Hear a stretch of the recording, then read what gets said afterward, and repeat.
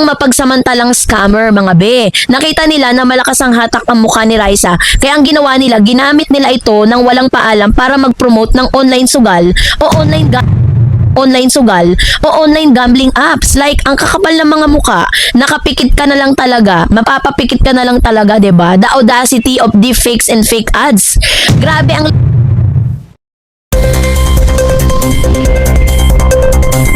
OMG, ibang level na talaga ang digital bardagulan at bentahan ng mukha ngayon sa as in boiling hot at nakakapag-init ng dugo. Kung akala nyo tapos na tayo sa showbiz drama, nagkakamali kayo mga mi. Kasi ngayon, hindi lang basta parinigan sa noontime show ang eksena. Kasi isang seryosong isyong hinaharap ngayon ng ating original na aling maliit na si Raisa May Dizon at ang panawagan niya sa kanyang mga dabber cuts at sa publiko. It's giving protective highly or high stress but totally necessary energy, no? So kaya kailangan mo lang maupo ka muna, kumuha ka ng iced coffee at unpack natin itong malalang issue, no, sa panggagamit dito po kay Miss Raisa May. So yun ang ating pag-uusapan maya-maya lang. But before that, paglaki ni Aling Maliit, no, the evolution and the value of her brand para sa mga hindi nakasubaybay. Sa simula, bigyan muna natin ng solid background context kung bakit napakalaking bagay nitong ginawa kay Raisa May. Si Raisa kasi, hindi lang siya basta artista. She's literally a childhood staple. Mula nung manalo siya sa Little Miss Philippines noong 2012, minahal na siya ng buong Pilipinas. Siya yung batang nagpauso ng cha-cha, yung batang may sariling talk show at the age of 8, at yung bunsong kapatid o anak na sinusubaybayan natin hanggang maging ganap na dalaga ngayon, Raisa May Dizon, from the cute witty Aling Maliit. So the label without consent as the face of sketchy online casinos. Dahil sa kanyang malinis, wholesome at super relatable na image, si Raisa May ay may tinatawag namang immense brand value. Kapag nakita ng masang Pilipino ang mukha niya, automatic na tiwala ang nararamdaman nila. Tiwala ang nararamdaman nila, tiwalang pampamilya, tiwalang galing sa Itbulaga at sa TBJ community. At dyan pumasok ang mapagsamantalang scammer, mga be. Nakita nila na malakas ang hatak ang mukha ni Raisa, kaya ang ginawa nila, ginamit nila ito ng walang paalam para mag-promote ng online sugal o online gambling apps. Like, ang kakapal ng mga muka, nakapikit ka na lang talaga, mapapapikit ka na lang talaga, 'di ba? The audacity of deepfakes and fake ads. Grabe ang lala ng technology ngayon, ha, mga sis. Hindi na lang basta simpleng Photoshop o pag-edit ng poster ang ginagawa ng mga scammer. Gumagamit na sila ng AI at deepfake para magmukhang totoong-totoong ini-endorso ng mga sikat na personalidad ang kanilang mga illegal gambling website. Sa kaso po ni Raisa May, kumalat kasi sa social media ang mga eksena ng mga peking pub mats or publicity materials at maikling video clips na nagpapakita na parang naglalaro o nagyayaya siya sa mga online casinos. Ginamit pa niya ang keyword tulad ng Dabber Cards para isipin ng mga tao na baka connected ito sa programa nila o kaya naman probado ng nakatatanda sa paligid niya. Ang pinaka-scary nito, maraming ordinaryong Pilipino, lalo na ang mga matatanda at kabataan na hindi pa ganun ka-techie savvy ang daling mabudol nito. Sipin nila, si Raisa May ang nagpo-promote, mukhang legit at ligtas magsugal dito. Can you believe that? Psychological manipulation. It's highly toxic and low-key criminal. 'Di ba? So, dahil dyan, ang tapang ng isang legit na Dabber Cats, dahil lalong lumaki ang issue at marami nang nagtatanong sa kanya kung totoo nga ba ang mga kumakalat na ads.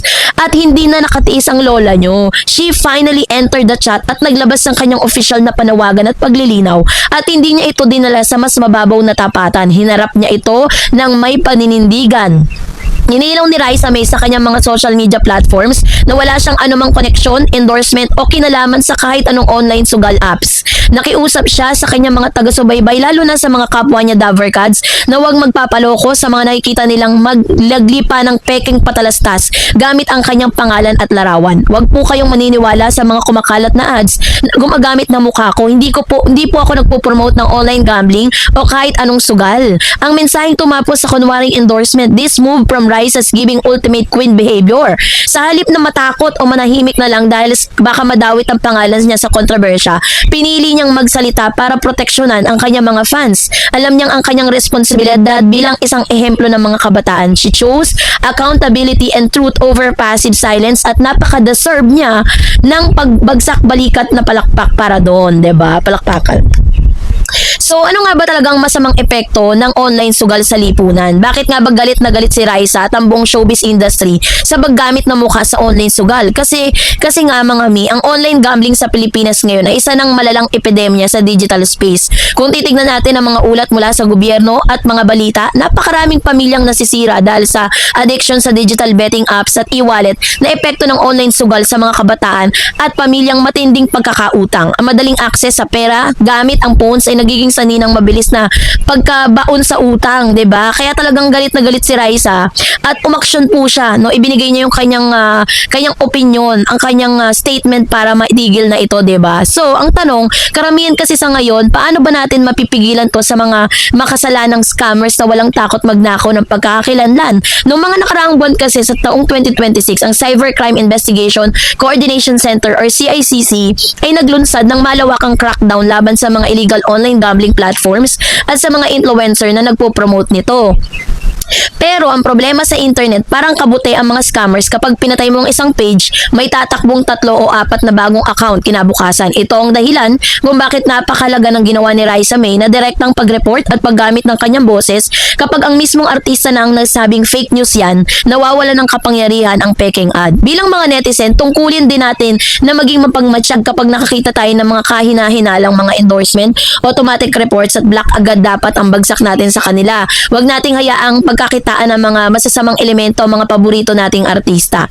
Hindi naman may pinabayaan ng kanyang pamilya sa Itbulaga at ng buong TVJ production si Raisa laban dito. Kilala ang mga Dabber Gods sa pagkakaroon ng isang bagsakang walang iwanan at na mentalidad. Ang mga kapwa niya host at ang production ay nagpakita rin ng suporta para sa mapalawak ang babala laban sa mga peking ads. Sa mundong puno ng plastic at kompetisyon, nakakataba ng puso na makitang protektado si Raisa ng mga taong nakasama niya lumaki sa industriya. Pinapakita lang nito na ang pagiging Dabber Gods ay hindi lang pang telebisyon. Ito ay isang tunay na pamilya na handang rumesbak kapag may nang-aapi sa kanilang bunso. So kaya naman ang final verdict niya dito, paano nga ba natin magiging ligtas sa internet era? Anong ultimate takeaway natin dito sa issue ni Raisa May? Sample lang, simple lang yan, maging matalino at mapanuri sa bawat nakikita sa internet. Hindi lahat ng may mukha ng paborito mong artista ay totoo. So sabi dyan, suriin natin yung source, ang ad ba ay galing sa verified account ng artista, or maghanap ng official na pahayag kung totoong malaking endorsement yan, tiyak na makikita yan sa mga legitimate news site o sa mismong main profile celebrity. At syempre, makinig lagi tayo sa mga babala. Kapag mismo ang artista na tulad ni Raisa May ang nagmamakawa, na huwag maniwala, maging alerto tayo.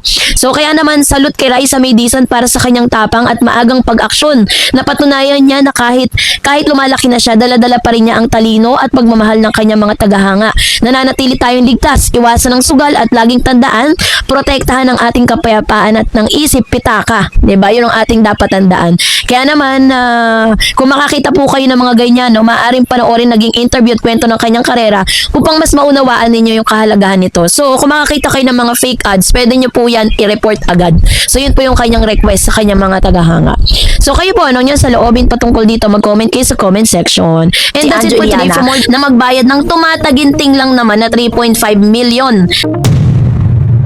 Stern warning o mahigpit na babala, no, para sa lahat ng social media ay hindi isang laruan kung saan pwede mong sirain ang buhay at karapatan ng ibang tao na walang pananagutan. Kung may 3.5 million ka sa bulsa mo, dahil kung wala, mabuting manahimik na lang at mag-vibe ng tama.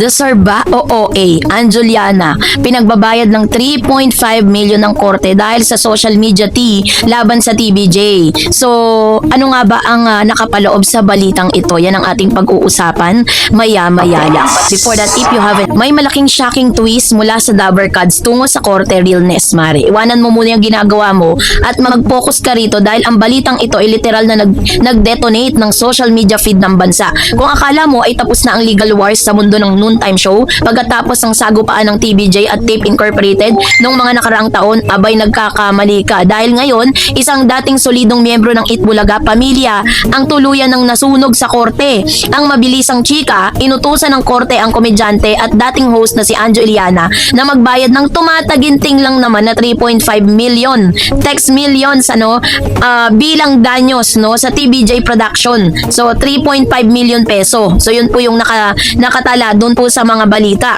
At ang production company ni Tito Soto, Vic Soto at Joey De Leon, paano nga ba humantong sa ganitong balita or humantong sa ganito? Noong June 29, 2026, naglabas ng isang dambuhalang 18-page decisions at presiding judge na si Gloria Monica S. Lopez ng Mandaluyong City Regional Trial Court or RTC Branch 279 kung saan inaprobahan ng korte ang petisyon para sa permanent injunction na isinampa ng TVJ Production laban kay Anjo. Ibig sabihin, seryosong talo sa civil case ang aktor at hindi lang basta barya ang kailangan niyang ilabas kundi milyones. Ang lore, ano nga ba ang mga sinasabi ni Anjo sa TikTok at Facebook? Para sa mga hindi gising noong huling bahagi ng 2025, i-rewind natin ng kaunti ang mga pangyayari para maintindihan ninyo ang pinagmulan ng matinding galit ng TVJ. Si Anjo Iliana ay naging regular na minamahal na host ng Itbulaga sa loob ng maraming taon. Sino ba namang hindi makakalimot sa mga segment niya rito? Pero noong huling quarter ng 2025, biglang nagbago ang ihip ng hangin. Nag-umpisa si Anjo na magdaos ng mga serye ng live stream sa TikTok Live at Facebook. Doon ay nagbitiw siya ng mga salitang itinuring ng korte na labis sa mapanira, malisyoso at mapanirang puri or defamatory. Ang dalawang pangunahing pasabog ni Anjo, the syndicate allegation, ay hayagan niyang sinabi ni Anjo na sa kanyang live stream na may nagpapatakbo raw ng sindikato sa loob ng pamamahala ng Itbulaga. Ang paratang na ito ay direktang umatake sa integridad ng show, ng mga host at ng mga production management na binuo sa loob ng halos 5 dekada. May linya pa siyang hindi ako takot sa TVJ habang nakatutok ang kamera. The personal attack kay Senator Tito Soto ay hindi lang corporate issue ang hinalukay ni Anjo dahil dinamay niya pati personal na buhay ng mga host. Direkta niyang ibinulgar sa kanyang digital platform na may kabit o mistress di umano si dating Senate President Tito Soto dahil mabilis kumalat ang ganitong klase ng tea sa TikTok na agad itong nag-viral at naging meet siya ng mga negative comments at ng mga bashers na nagdulot ng malaking lamat sa imahe ng TVJ. Kaya naman hindi na ito pinalagpas ng pamunuan ng TVJ Production. Dinala na nila ang usapan mula sa comment section patungo sa loob ng husgado. So ang breakdown ng 3.5 million saan napunta ang pera. Hindi lang ba sa isang bagsakan ng hatol ng korte. Hinati-hati ito ng Mandaluyong RTC at batay sa bigat na pinsalang nagawa ng mga video ni Anjo sa reputasyon ng kumpanya, kung ikaw ay mahilig sa math o gustong makita kung paano nag-compute ang batas pagdating sa paninirang puri, narito ang opisyal na breakdown. Mula sa 1 million temperate damages, ibinigay ito para sa unquantifiable commercial injury o yung mga hindi mabilang na pinsala sa brand equity at business relation ng Itbulaga sa TVJ Production. Dahil sa mga paratang ng korupsyon o sindikato na 1 milyong moral damages para naman to sa Vermich goodwill o ang nadungisang magandang pangalan at reputasyon na binuo ng production sa loob ng maraming henerasyon ng panonood ng mga Pilipino. So 2 milyon na yon. Pangatlong, another millions, 1 million exemplary damage. Ito ang pinakamatinding legal slap. Ibinaba ito ng korte bilang halimbawa o babala para sa publiko upang pigilan ang walang pakundangang paggamit ng social media para manira ng kapwa. At para naman sa halagang 500,000 sa attorney's fee at litigation expenses, ang bayad sa mga high caliber lawyers ng TVJ na nagtanggol sa kanila sa loob ng korte. Sagot din ng lahat ni Anjo, may plus interest pa. At ayon din sa desisyon ng korte, ang kabuuan ng halaga ay magkakaroon ng 6% annual legal interest simula sa araw na maging pinal ang executory ang hatol hanggang sa tuluyan nitong mabayaran ni Anjo. Grabe. Nung nilabas na yung hatol na 3.5, habang hindi niya binabayaran to, nag-i-interest ito ng 6%. Grabe. Talagang grabe. Persahang mabubutas ang bulsa ng aktor. Ang permanent injunction, ang digital gag order ay kay Anjo, bukod sa milyon-milyong pisong multa, ay may kasama pang permanent injunction. Ang desisyon ng korte sa wikang Gen Z, ito ang tinatawag na ultimate digital gag order.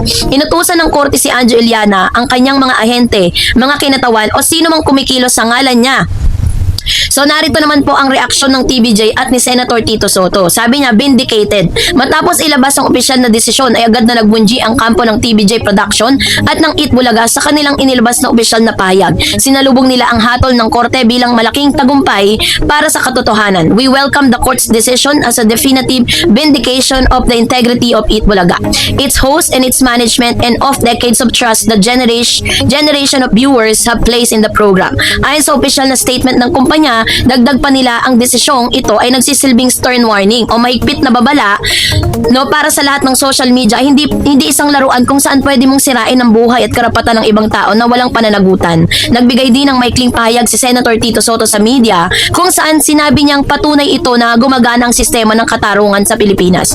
Fake news and besmirching reputation have no place in sane society. Giit ng veteran host at mambabatas. Habang isinusulat pa at ibinibigay ang balitang ito, ay nananatili namang tahimik ang kampo ni Anjo Eliana at wala pang inilalabas na opisyal na pahayag ang aktor o kanya mga abogado kung tatanggapin ba nila ang desisyon o maghahain sila ng apela sa mga mataas na korte.